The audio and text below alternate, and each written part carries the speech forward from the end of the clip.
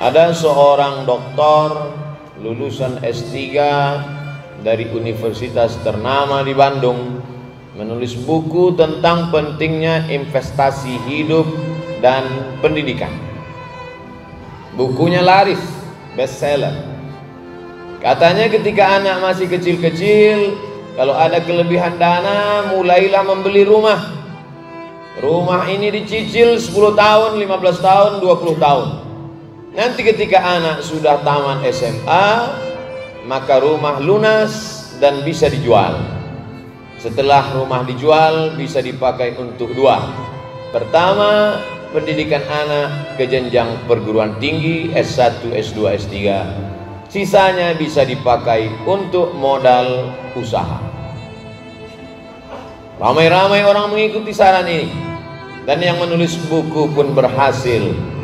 Anak yang pertama sudah lulus di Amerika dengan predikat cum laude, sarjana terbaik, bahasa Inggrisnya mantap, dan diterima bekerja di luar negeri. Anak kedua begitu juga, baru saja diterima dengan karir yang memuaskan hati orang tua. Anak paling kecil masih dalam proses pendidikan. Kemana kemari seminar menceritakan tentang keberhasilan, rumah megah, mobil mewah, jalan-jalan ke luar negeri, hidup nyaman, tentram dan damai. Tapi rupanya Allah Subhanahu wa ta'ala ingin menyentuh yang selama ini belum tersentuh. Ada sesuatu yang tak pernah terpikirkan, tapi Allah berkuasa untuk membuatnya datang dan tiba tanpa diundang. Tanpa terlintas di pikiran, istri pun jatuh sakit. Ketika istri sakit, masuk ke rumah sakit di ruang ICU. Saat itu dihubungilah anak yang pertama. Ibumu dalam keadaan sakit, nak. 9 bulan 10 hari kau dikandungnya. Dengan tetes peluh keringat dan air mata, meregang nyawa kau keluar dari rahimnya. Apa kata si anak? Aku tidak bisa karena ada rapat penting, meeting yang harus dikerjakan. Dan saya tinggal di negara yang sangat disiplin. Aturan tidak membenarkan untuk pulang ke kampung halaman. Anak kedua pun dihubungi. Bagaimana ini ibumu dalam sakit keras? Orang lain tak dapat menghibur hatinya. Nampaknya inilah pertemuan terakhir andai kau pulang. Anak kedua berkata, ayah, aku tidak bisa pulang karena aku baru saja diterima bekerja di perusahaan ternama. Ini masa depanku, ini karirku. Maka hari-hari pertama kerja ini tidak boleh absen. Dan ini negara sangat disiplin. Mereka tidak tahu menahu apa yang terjadi pada karyawannya, maka mesti tetap bekerja. Tinggal lagi satu harapan anak terkecil yang terakhir. Ternyata harapan itu pun juga pupus, hilang, terbang melayang. Karena anak terkecil mendapatkan beasiswa dengan ikatan yang begitu ketat, tidak boleh meninggalkan bangku kuliah. Malaikat maut tidak menunggu, nyawa tetap berpisah, keluar dari jasad dalam keadaan ramai di tengah kesepian. Orang lain banyak datang, tapi anak yang diharapkan membisikkan ke telinga, la ilaha illallah Muhammadur Rasulullah. Anak yang mestinya membacakan ayat-ayat Allah ketika roh akan keluar dari jasad, seperti tebasan pedang di tempat yang sama beratus kali, seperti kambing yang dikuliti hidup-hidup, seperti mata kail pancing yang ditarik dari kulit yang basah, tak dapat meringankan permohonan terakhir sakratul maut. Apa mau dikata, nasi sudah menjadi bubur. Akhirnya jenazah itu dibawa juga ke liang kubur. Usara ditutup, air mata menetes, bukan karena kematian, tapi karena buah hati belayan jiwa tak seperti yang diharapkan.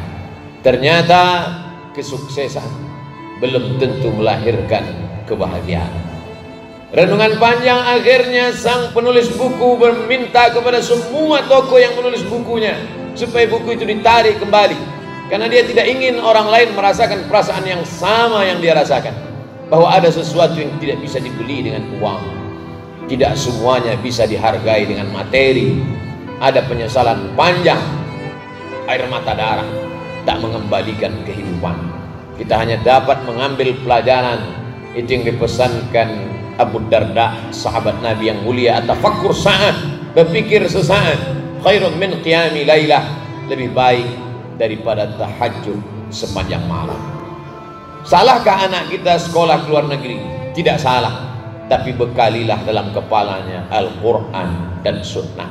Salahkah dia hebat menjadi orang yang berkarir bahasa Inggris luar biasa? Tak salah, tapi tanamkanlah dalam kepalanya bahasa Arab, mengerti akhlak, sopan santun, tata krama, budi bahasa. Halaka mru'un lam ya'rif qadrahu, orang celaka bukan orang miskin susah melarat. Orang celaka orang yang tak tahu siapa jati dirinya. Kenalkan dia bahwa kita adalah orang Minangkabau yang dalam satu hembusan nafasnya dia berkata tentang agama dan adat istiadat. Adat basandi syara, syara basandi kitabullah. Ajarkanlah kepada dia bahwa kau akan mati, nah. Hidup hanya sebagai tempat persinggahan. Panas terik bernaung di bawah kayu yang rindang, sementara matahari condong. Tiba masanya kita akan berlalu. Kalau kapal sudah penuh muatan, maka berlayar tak dapat dielakkan. Sampaikanlah kepada kita bahwa dunia ini bukan tujuan. Sampaikan kepada mereka bahwa kita hanya singgah sejenak. Setelah itu kita akan berlalu ke tempat yang penuh dengan keabadian. Sehingga dengan demikian dia menjadikan dunia ini hanya sebagai jembatan. Ad-dunya balaghun ilal akhirah.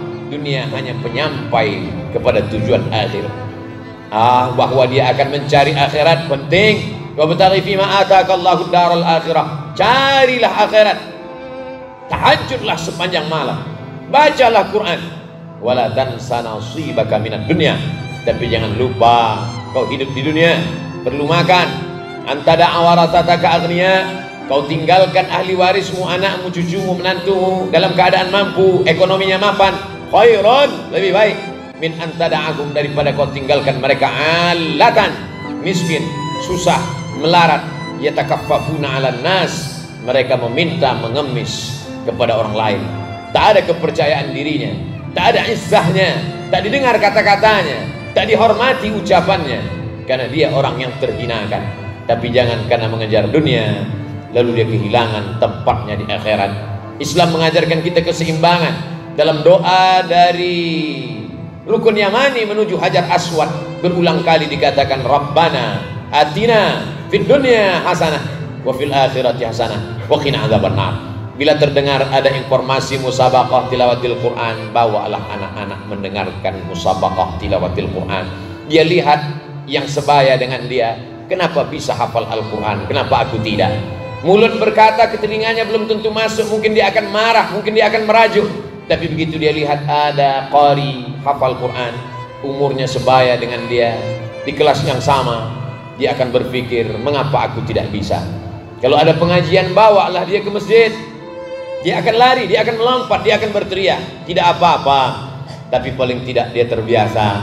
Nanti dia akan membawa anak dia pula pada masa kita sudah lagi tiada di atas muka bumi Allah. Kalau ada pengajian, ada pertemuan keluarga, bawalah dia. Dudukkan dia dekat ulama, mintakan barokah. Sampai masanya nanti kita mati dimakan cacing tanah, dia akan membawa cucu kita, anak-anak kita yang tidak pernah kita kenalkan dengan ulama. Maka mereka hanya tahu dunia semata. Sampai masanya kita pun akan hilang dari mata mereka. Air mata mereka meleleh, bukan karena kita mati, tapi karena harta warisan kita terlalu sedikit untuk menopang ekonomi mereka. Bukan air mata itu yang dapat menolong, membantu kita. Air mata yang dapat menolong adalah ketika dia bangun di tengah malam, dilihatnya sajadah. Dulu di sajadah ini ayah tegak berdiri, dulu di sajadah ini ibu selalu berdoa. Mungkin selama hidup dia tidak pernah tahajud, mungkin selama hidup dia tidak pernah berdoa, dia marah, dia melawan, dia egois.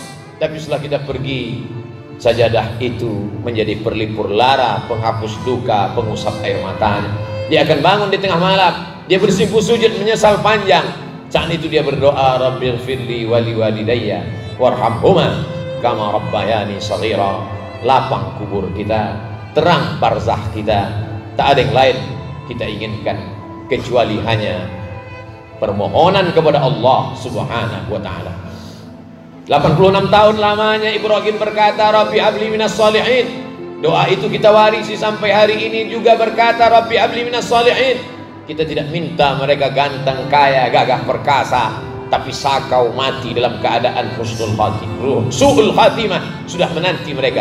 Yang kita inginkan adalah mereka menjadi orang-orang yang saleh dalam pandangan Allah, muslih dalam pandangan manusia. Ma'akal tafa'afnaita, yang selama ini kau bawa dia ke restoran megah, mewah, makanan mahal, menjadi busuk. Kau belikan dia pakaian di mall dengan harga yang luar biasa di luar negeri, lapuk. Tapi yang kau sedekahkan, bawa dia ke panti asuhan, ajak dia makan bersama dengan anak-anak yatim, membuka pintu hatinya. Setelah kita tiada, dibawanya pula anak istrinya ke tempat yang sama. Dulu di sini aku dibawa ayahku, di sini aku dibawa ibuku, hari ini aku bawa pula kalian wahai anak-anakku. Betapa kita tidak pernah menceramahi mereka, tidak pernah menggurui mereka, tapi perbuatan kita masuk ke tangkai jantungnya, masuk ke ubun-ubun kepalanya, bersarang dalam tulang belulangnya, akan dia ulang sampai kita mati. Saat itulah kita sedang mengajarkan amal jariah. Idza matal insan, mati manusia, inqata'a, putus. Tapi ada yang tak putus. Mungkin kita bukan seorang ulama, mungkin kita bukan seorang berilmu, bukan buya, bukan siapa-siapa, tapi ternyata hal-hal yang kecil kita ajarkan, itulah yang akan berkesan. Adapun perguruan tinggi yang pernah mencetak mereka bergelar Doctor of Philosophy, pertanyaan kembali hanya pertanyaan untuk anak MDA. Man rabbuka, siapa Tuhanmu? Man nabiyuka, siapa nabimu? Ma kitabuka, apa kitabmu? Pertanyaan yang simpel, sederhana, tapi tak dapat dijawab oleh cendekiawan dan intelektual, karena memang Allah yuthabbitullahu alladzina amanu bil qawli tsabit. Dia hanya akan mengokohkan kalimat yang selalu diucapkan, yang selalu diamalkan. Dulu 20-30 tahun yang lalu, saat dia lahir ke atas dunia, merah kulitnya, 2 jari tapak kakinya sejengkal panjang tubuhnya, kita yang membisikkan ke telinganya sebelah kanan sayup-sayup dengan derai air mata, asyhadu an la ilaha illallah. Apa yang kita inginkan? Kita tak pernah minta dia belikan kita rumah yang besar, kita tak pernah meminta dia membelikan kita mobil yang mewah. Yang kita inginkan cuma satu. Nah, dulu saat kau lahir ke atas dunia ini, aku membisikkan ke telingamu la ilaha illallah. Yang ku minta cuma satu, ketika aku akan pergi meninggalkan kalian, ketika saat itu masa genting tiba dan datang, aku hanya minta satu, engkau jugalah yang membisikkan ke telingaku lafaz talqin la ilaha illallah Muhammadur Rasulullah.